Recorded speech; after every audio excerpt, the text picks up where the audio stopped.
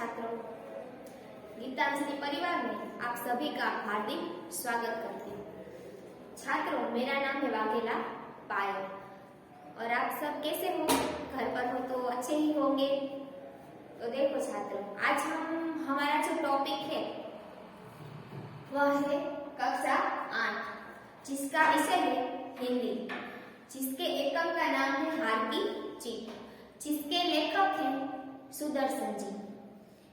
तो पहले मैं आपको सुदर्शन जी के बारे में थोड़ा परिचय देती हूँ कि सुदर्शन जी जो है उनका जन्म ईस्वी सन 1896 અને નિધન 1968 में થયું હતું। उनकी दिनांक नहीं दी गई, यानी कि कोई तारीख नहीं दी गई, सिर्फ साल ही बताई है कि उनका निधन 1968 और जन्म 1896 में थयो। तो जो देखो छात्रों, यह जो सुदर्शन जी जो है उनका मूल नाम बद्रीनाथ शर्मा था। उनका जन्म सियालकोट, पंजाब के सियालकोट में हुआ था और वो जब छोटे थे, यानी कि जब 6ठी कक्षा में थे, तभी से उन्होंने कहानी लिखना शुरू किया और 6ठी कक्षा में जब थे तब उन्होंने प्रथम कहानी लिखी। कितनी आश्चर्य की बात है कि 6ठी कक्षा का बच्चा ऐसी अच्छी अच्छी कहानी लिख रहा है। तो यह जो सुदर्शन जी जो है उन्होंने 6ठी कक्षा में जब थे तभी कहानी लिखी थी और उन्होंने ऐसी पहले वो उर्दू भाषा में लिखते थे, जैसे कि प्रेमचंद, हम जानते हैं प्रेमचंद जो हिंदी भाषा के लेखक कवि हैं। तो यह जो प्रेमचंद की तरह वो भी पहले उर्दू भाषा में लिखते थे, फिर धीरे धीरे तत्पश्चात उन्होंने हिंदी भाषा में लिखना शुरू किया। तो देखो छात्रों, उन्होंने उनके बाद धीरे धीरे कहानी, नाटक, उपन्यास ऐसी कई सारी रचनाएं उन्होंने की है, जो हम लाइब्रेरी में देखें तो वहां पर भी हम सुदर्शन जी के बारे में सारी उन्होंने जो कहानी, उपन्यास, नाटक की रचना की है वो हम उनके बारे में पढ़ सकते हैं, जान सकते हैं। तो यह हमारा जो टॉपिक है वह है हार की जीत। तो यह सुदर्शन जी ने एक दुर्जन मानस और एक दुर्जन मनुष्य और एक सज्जन मनुष्य की यहाँ पर चर्चा की है। हम देखें तो हम जानते हैं कि जब रणछोड़राय भगवान श्री कृष्ण, तो भगवान श्री कृष्ण जो है उनको एक बिरुद मिला है रणछोड़राय।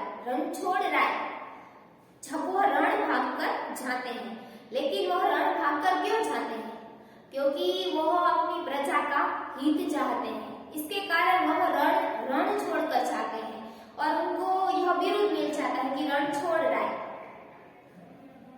तो छात्रों, उनकी कहानी है कि जब जरासंध नाम का जो राक्षस था वह बहुत ही बड़ा राक्षस था। जैसे कि अभी हम देखें तो हमारे भारत पर जो बहुत बड़े हमले कराता है, बम विस्फोटन कराता है, वैसा जो पाकिस्तान का जो गुंडा है ना, उसकी तरह यह जो जरासंध था बहुत बड़ा गुंडा राक्षस था। तो उनके सामने कोई भी नहीं टिक सकता और ऐसे बहुत बड़ा वो राक्षस था और वैसे बहुत दुर्जन था। और भगवान श्री कृष्ण हम जानते हैं वह तो बहुत बड़े सज्जन मनुष्य हैं। तो भगवान श्री कृष्ण के सामने वो 16 बार, कितनी बार? 16 बार युद्ध करने के लिए आता है और हर बार वह पराजय हो जाता है, वो हार जाता है, क्योंकि भगवान श्री कृष्ण के सामने वो हार ही जाएगा ना। भगवान श्री कृष्ण तो भगवान है। तो यह जो जरासंध था वह बहुत ही बड़ा दुर्जन मनुष्य था, राक्षस था। तो वह भगवान श्री कृष्ण के साथ 16 बार युद्ध करने के लिए आता है और 16 ही बार वह हार ही जाता है, पराजय होती है उसकी। लेकिन फिर भी वह 17वीं बार युद्ध करने के लिए आता है।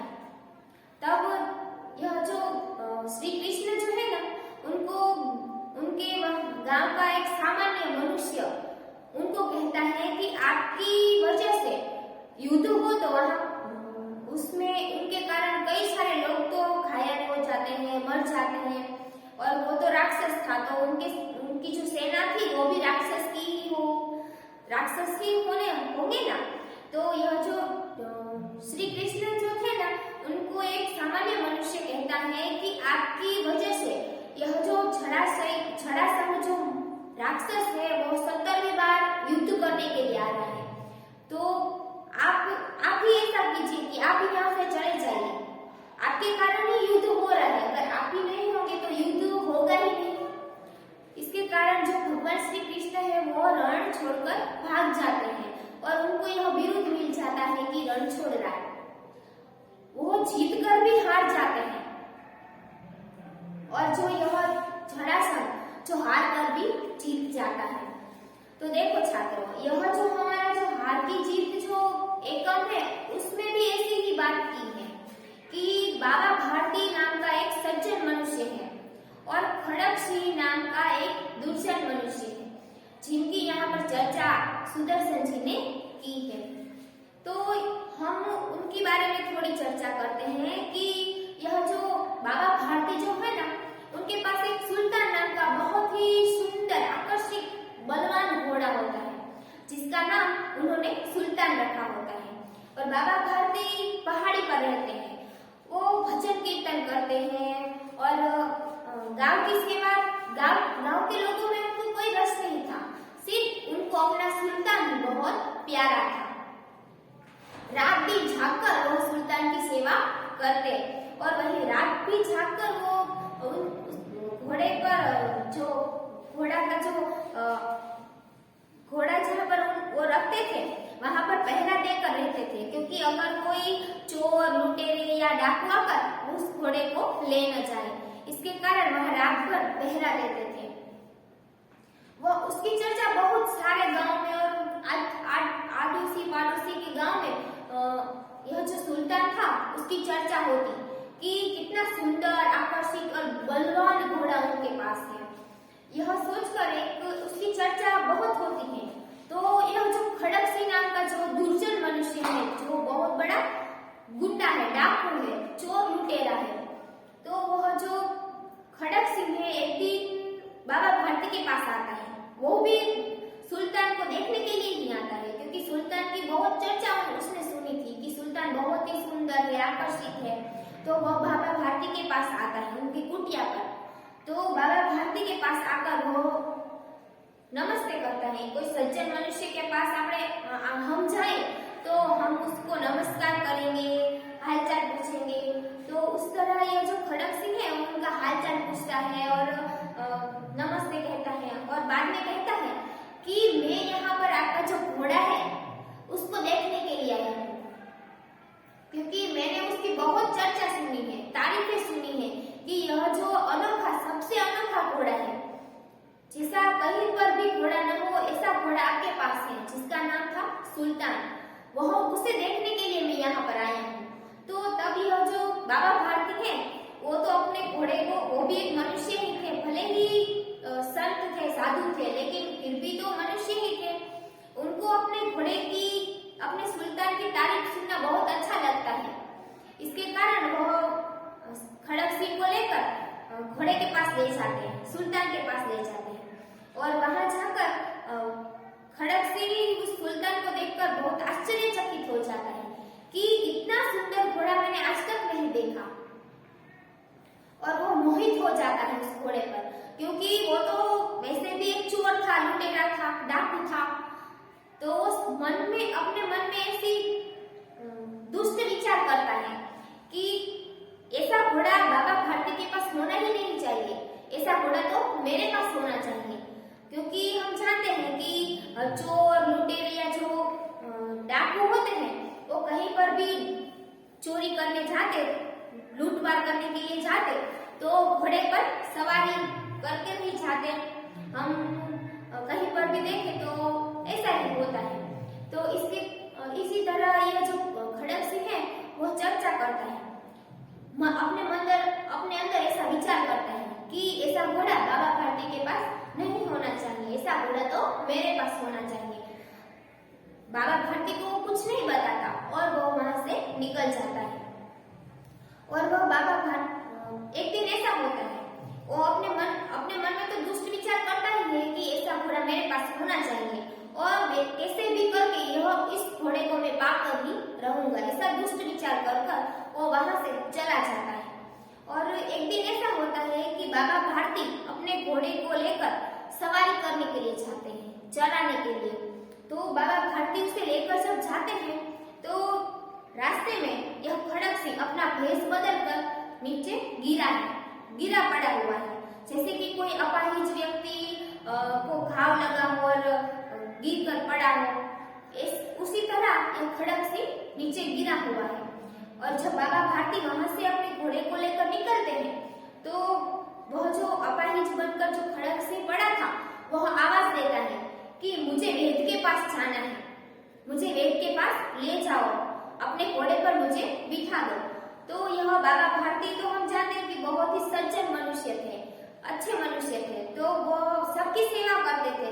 तो यह उस अपाहिज व्यक्ति को अपने घोड़े पर बिठा देते हैं और अपने घोड़े पर जब वो बिठाते हैं तो खड़क सिंह तो एक डाकू था, लुटेरा था, तो वह छल कपट से बाबा भारती को नीचे धक्का दे देते हैं और बाबा भारती नीचे गिर जाते हैं और अपना वो जो खड़क सिंह था वो घोड़ा लेकर दौड़ने लगता है। तो तब बाबा भारती बहुत आश्चर्यचकित हो जाते हैं कि यह खड़क सिंह है। उन्हें पता चलता है कि यह खड़क सिंह डाकू है जो मेरा घोड़ा लेकर भागा है, पर वो कुछ नहीं बोलते, वो कुछ कहते भी नहीं और अचानक एक जोर से आवाज देते हैं कि रुको। तब वह जो खड़क सिंह है वो कुछ देर तो रुकता नहीं, फिर ऐसा लगता है कि एक बार रुक ही जाता हूँ, वैसे भी बाबा भारती अच्छे ही मनुष्य हैं, तो रुक जाता है और बोलता है कि बताओ क्या काम है, इस घोड़े को मैं अब वापस नहीं करूंगा। तब बाबा भारती बोलते हैं कि मुझे यह घोड़ा नहीं चाहिए, सिर्फ तुम यह जो घटना घटी उसके बारे में किसी को मत बताना। अगर तुम इस घटना के बारे में किसी को बताओगे तो तब जब ये खड़क सिंह था तो मन में विचार करने लगा कि बाबा भारती ऐसा मुझे क्यों कह रहे हैं कि मैं किसी को बताऊं नहीं, मैंने उनके पास से तो मैंने चोरी की है तो मेरा बुरा दिखेगा, उनका तो कुछ बुरा ही लगेगा ही नहीं। तो बाबा भारती तब उसे कहते हैं कि यह जो घटना है उसमें तुम एक अपाहिज थे, गरीब मनुष्य बनकर आए थे, तो तभी तुमने मेरे साथ विश्वासघात किया। तो तब जब ये लोगों को पता चलेगा कि तुमने गरीब बनकर विश्वासघात किया तो कोई भी व्यक्ति गरीब पर विश्वास नहीं करेगा, उसकी मदद नहीं करेगा। इसके कारण अगर तुम किसी को नहीं बताओगे तो बहुत अच्छा होगा, ऐसा बाबा भारती उसे कहते हैं। और वो खड़क सिंह वहां से चला जाता है सुल्तान को लेकर और सुल्तान को लेकर वह चला जाता है और बाबा भारती सुल्तान की तरफ देखते भी नहीं, जैसे उसे पहचानते भी नहीं। जो रात दिन झांककर उसकी सेवा करते थे वैसे बाबा भारती उसकी तरफ देखते भी नहीं और चले जाते हैं। और वहां पर जो खड़क सिंह है उस घोड़े को लेकर अपना जो इलाका था वहां पर चला जाता है। और उसके बाद खड़क सिंह को बहुत पश्चाताप होता है कि बाबा भारती इतने अच्छे मनुष्य हैं कि उन्होंने मुझे इतना अच्छा ज्ञान दिया कि अगर मैं किसी मनुष्य को, मैंने तो उनके साथ विश्वासघात ही किया है, अगर किसी भी मनुष्य को पता चलेगा तो वो भी किसी की सहायता नहीं करेंगे। तो बाबा भारती की इस बात से उसको बहुत ही उसके अंदर एक परिवर्तन आ जाता है और उस घोड़े को लेकर एक रात्रि को वो बाबा भारती की जो कुटिया थी वहां पर जाता है और अस्तबल में जाकर वो जो घोड़े को बांध देता है सुल्तान को। और बाबा भारती जब सुबह उठते हैं तो घोड़े को देखकर बहुत ही प्रसन्न हो जाते हैं और खड़क सिंह बहुत रोता है क्योंकि उसने बाबा भारती जैसे सज्जन मनुष्य, अच्छे मनुष्य के साथ विश्वासघात किया था और रोने लगता है और वहां से चला जाता है। तो अब बाबा भारती सुबह उठकर देखते हैं, उनके पाँव वहाँ अस्तबल की ओर जाते हैं, लेकिन वह रुक जाते हैं क्योंकि उनको पता था कि बाप सुल्तान तो मेरे पास है नहीं, वो तो खड़क सिंह के पास है। तब वह रुक जाते हैं और जब जो सुल्तान है वो अपने मालिक यानी बाबा भारती के जो पाँव की आवाज थी उसे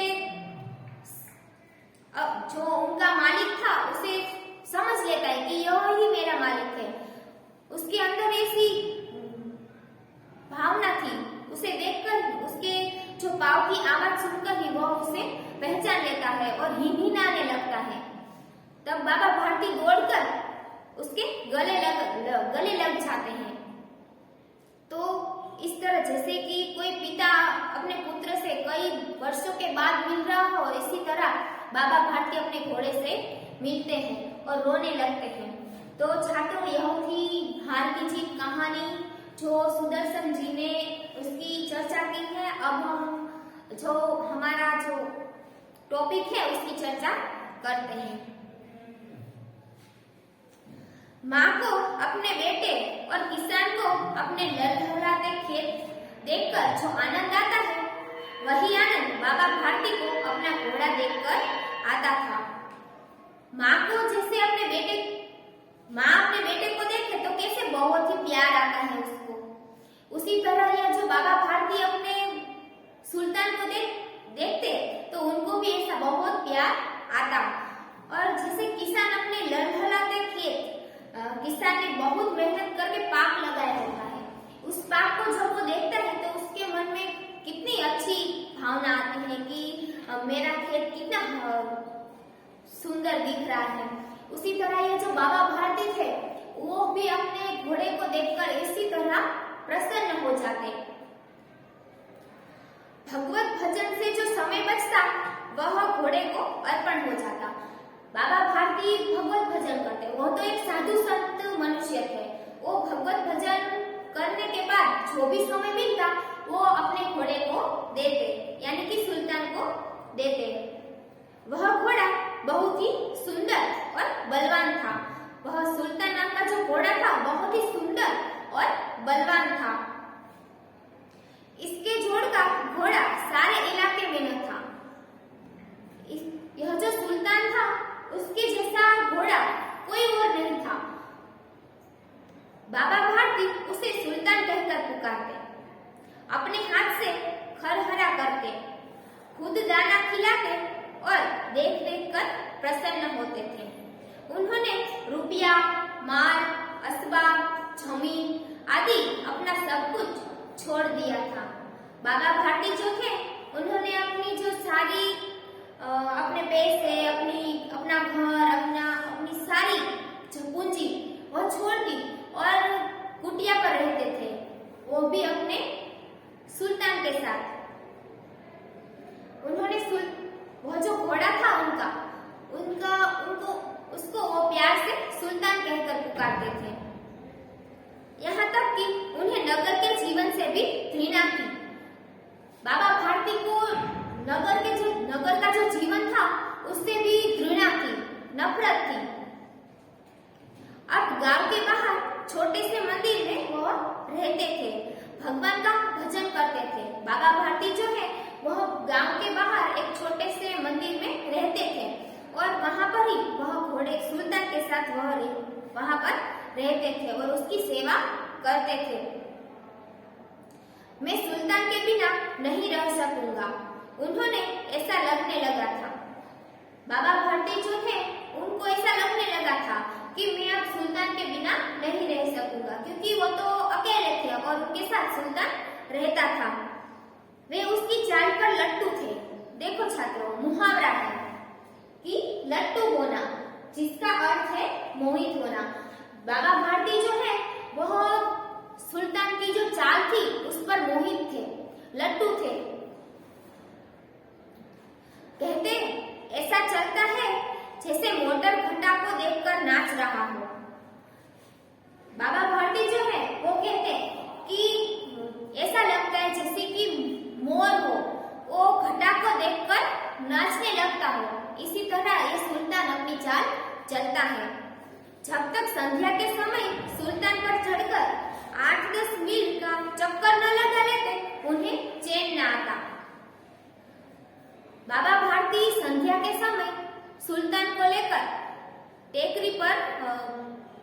संध्या के समय टेकरी पर चक्कर लगाने के लिए जाते हैं, उसे घुमाने के लिए ले जाते हैं। खड़क सिंह उस इलाके का कुख्यात डाकू था। खड़क सिंह जो एक डाकू था, कुख्यात डाकू, जो बहुत ही प्रख्यात था। लोग उसका नाम सुनकर कांपते थे। खड़क सिंह जो है बहुत ही बड़ा डाकू था, प्रख्यात डाकू था, जिसका नाम सुनकर ही लोग कांप जाते हैं। जैसे कि कोई छोटा बच्चा रो रहा हो तो उसकी माँ उसे कहती है कि सो जा बेटा वरना वो डाकू आएगा, ऐसा कहते हैं ना। उसी तरह यह जो खड़क सिंह है उसका नाम सुनकर सभी लोग कांप जाते। होते होते सुल्तान की कीर्ति उसके कानों तक भी पहुंच गई। जैसे जैसे सुल्तान की चर्चा पूरे गांव में होने लगी, उसी के आधार पर यह जो खड़क सिंह था उसके पास भी यह चर्चा पहुंच गई, क्योंकि उनके पास तो कई सारे ऐसे दास होते हैं जो उसकी सेवा चाकरी करते हैं, उसको खबर देते हैं कि ऐसा ऐसा गांव में चल रहा है। तो यह जो सुल्तान है उसकी भी बात बताते हैं कि सुल्तान बहुत ही बहादुर और बहुत ही बलवान घोड़ा है। उसका हृदय उसे देखने के लिए अधीर हो उठा। खड़क सिंह जो है उसका मन भी उसे देखने के लिए अधीर हो उठा। अधीर शब्द देखे कि अधीर यानी बेचैन। उस खड़क सिंह का मन भी बेचैन होने लगा कि मैं भी सुल्तान को देखना चाहता हूँ। वह एक दिन दोपहर के समय बाबा भारती के पास पहुंचा और नमस्कार करके बैठ गया। एक दिन बाबा भारती के पास जाता है और उसके पास बैठ जाता है। बाबा भारती ने पूछा, खड़क सिंह क्या हाल है? बाबा भारती ने उसको पूछते हैं, क्योंकि खड़क सिंह बहुत बड़ा डाकू था तो सभी लोग उसको जानते थे। तो बाबा भारती भी जानते थे कि यह बहुत बड़ा डाकू है, और उसे देखकर उसे पूछते हैं कि बताओ खड़क सिंह क्या हाल है? खड़क सिंह ने सिर झुकाकर उत्तर दिया, आपकी दया है। खड़क सिंह बोलता है कि सिर झुकाकर बोलता है कि आपकी दया है, कहो इधर कैसे आ गए? बाबा भारती कहते हैं कि बताओ इधर कैसे आना हुआ? सुल्तान की चाह खींच लाई। खड़क सिंह बोलता है कि सुल्तान की चाह मुझे यहाँ खींच लाई, क्योंकि मैं बहुत बेचैन था उसे देखने के लिए। उसकी बहुत सारी चर्चा मैंने सुनी है, इसके कारण मैं यहाँ उसे देखने के लिए आया हूँ। विचित्र जानवर है, देखोगे तो प्रसन्न हो जाओगे। बाबा भारती कहते हैं कि विचित्र जानवर है, अनोखा जानवर है। अनोखा यानी कि मैं यहाँ पर देखो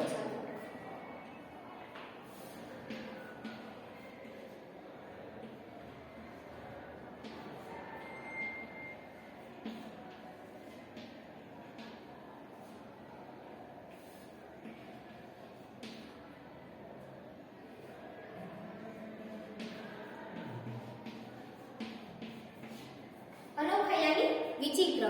तो बाबा भारती जो है वो कहते हैं कि मेरा जो घोड़ा है बहुत ही अनोखा है, विचित्र है। उसे देखोगे तो तुम भी प्रसन्न हो जाओगे, क्योंकि खड़क सिंह तो उसकी तारीफ सुनकर ही वहां पर आया था। तो वो कहते हैं कि तुम उसे देखोगे तो तुम भी प्रसन्न हो जाओगे। तो बाबा भारती की वो बात सुनकर खड़क सिंह बोलता है, मैंने भी बड़ी प्रशंसा सुनी है, क्योंकि प्रशंसा सुनकर ही वो तो वहां पर आया था। उसकी चाल तुम्हारा मन मोह लेगी। बाबा भारती उससे कहते हैं कि उसकी जो चाल है उस पर तो खुद वो भी लट्टू थे, तो उसे तुम देखोगे तो तुम भी उस पर लट्टू हो जाओगे, मोहित हो जाओगे। कहते हैं देखने में भी बड़ा सुंदर है, कहते જોવામાં પણ ઘણો સુંદર છે। क्या कहना, जो उसे एक बार देख लेता है उसके हृदय पर उसकी छवि अंकित हो जाती है। जो उसे एक बार देख लेता है सुल्तान को, उसकी छवि जो है, उसका चित्र वो उसके अंदर अंकित हो जाता है, बैठ जाता है उसके अंदर। तो छात्रों, आगे यहाँ पर हमने बाबा भारती की घोड़े सुल्तान के बारे में चर्चा की और सज्जन और दुर्जन मनुष्य के बारे में चर्चा की। छात्रों, आगे का जो गद्य है, एकम है, वो आप पढ़कर कल आना। और आज हमने जो हार की जीत एकम की चर्चा की, वो वीडियो आप रिपीट कर देखना, जिसके कारण अगर आपको कोई कुछ न समझ में आए तो कमेंट बॉक्स में कमेंट कीजिएगा, जिसके कारण मुझे पता चल सके कि शायद मैंने कुछ आपको समझ में न आए तो मैं बता सकूं।